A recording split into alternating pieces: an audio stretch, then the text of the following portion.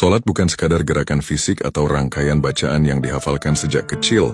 Solat adalah dialog suci antara seorang hamba dengan Tuhannya. Saat jiwa manusia kembali menyentuh sumber cahaya yang hakiki, Allah Subhanahu wa Ta'ala.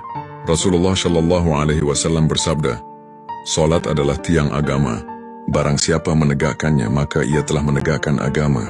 Dan barang siapa meninggalkannya, maka ia telah merobohkan agama." Solat adalah bentuk tertinggi dari penghambaan, permohonan, sekaligus pertemuan batin antara makhluk yang lemah dengan penciptanya yang maha kuasa. Satu, solat sebagai permohonan kepada Allah. Ketika seorang hamba berdiri dalam solat, hakikatnya ia sedang memohon langsung kepada Allah, tanpa perantara. Setiap bacaan adalah doa. Misal baca, Iyyaka na'budu wa iyyaka nasta'in. Hanya kepadamu kami menyembah, dan hanya kepadamu kami memohon pertolongan. Itu bukan sekadar ayat, tetapi ikrar hidup bahwa kita sepenuhnya bergantung kepada Allah dalam segala urusan. Dalam sujud, manusia meletakkan wajah, bagian paling mulia dari tubuhnya, ke tanah, sebagai simbol kehinaan diri di hadapan Sang Maha Tinggi. Dari posisi terendah itulah, justru doa menjadi paling tinggi nilainya. Sebab Rasulullah bersabda, sedekat-dekatnya seorang hamba kepada Tuhannya adalah ketika ia sujud.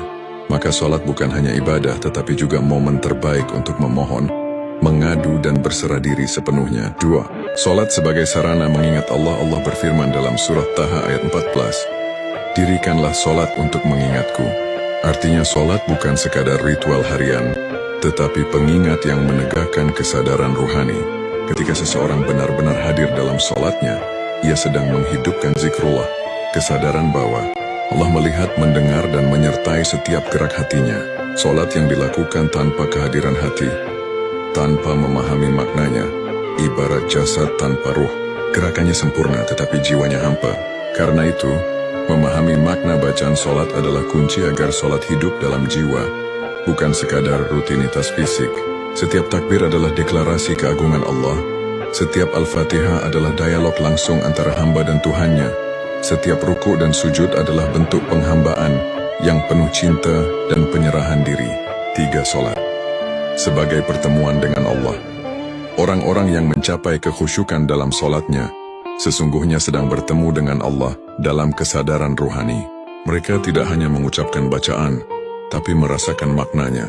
Tidak hanya menundukkan tubuh, tapi juga menundukkan hati. Allah berfirman dalam surah Al-Baqarah ayat 45, "Jadikanlah sabar dan solat sebagai penolongmu, dan sesungguhnya yang demikian itu sungguh berat, kecuali bagi orang-orang yang khusyuk," yaitu orang-orang yang meyakini bahwa mereka menemui Tuhannya dalam solatnya, dan mereka akan kembali kepadanya. Ayat ini menjelaskan bahwa solat bukan hanya rutinitas ibadah, tetapi penolong dalam setiap kesulitan hidup, penguat dalam ujian, dan peneduh di tengah badai dunia. Namun hanya orang-orang yang khusyuk, yaitu mereka yang sadar bahwa dalam solatnya ia sedang bertemu dengan Allah, dan suatu saat akan benar-benar kembali kepadanya, yang mampu merasakan kedalaman makna ini. 4. Solat sebagai pencegah keji dan mungkar. Allah berfirman dalam surah Al-Ankabut ayat 45, "Sesungguhnya solat itu mencegah dari perbuatan keji dan mungkar." Makna ini sangat dalam. Bukan berarti setiap orang yang solat otomatis terbebas dari dosa. Tetapi jika solatnya benar, penuh kesadaran, keikhlasan, dan kehadiran hati, maka solat itu akan membentuk karakter dan moralitas yang bersih.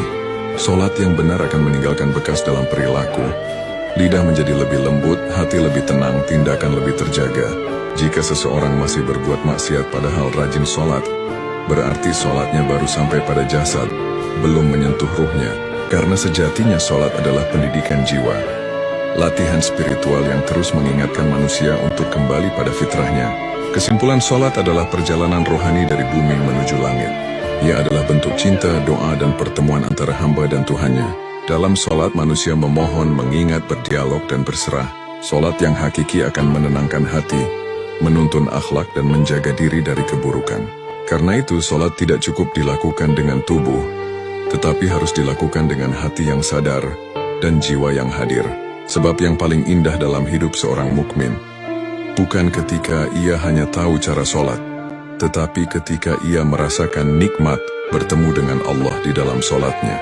Solat bukan hanya kewajiban, tetapi undangan cinta dari Allah agar kita kembali pulang kepadanya 5 kali setiap hari.